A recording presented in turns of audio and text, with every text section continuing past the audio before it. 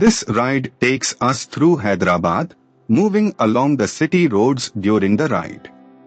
The mood here is calm and focused, with the sound of the engine carrying us through the changing rhythm of the streets. Let the road unfold naturally as we settle into this stretch. A little further along, this part of the route shows a grounded side of Hyderabad, where everyday movement defines the street. Shops, side lanes, and passing vehicles build a sense of momentum, and the pace stays steady. It is the kind of stretch where the ride feels less like a destination and more like a continuous observation.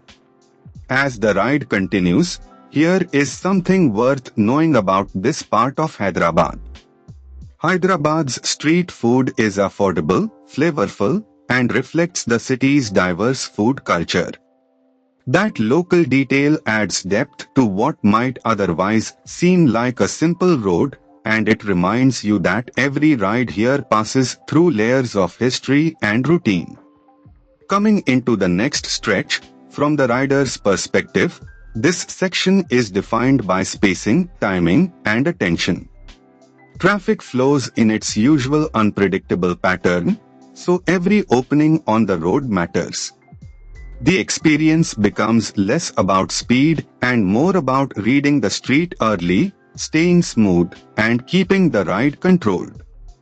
Further down the route, as the route continues, the presence of modern Secunderabad gives this stretch a stronger sense of place. Landmarks like this help anchor the ride because they turn a moving sequence of roads into something memorable.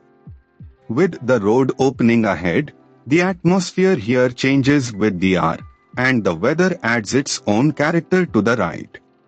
The road noise, light, and movement around the bike all combine into a very specific riding mood. That is what makes city POV footage work best when the narration supports the scene.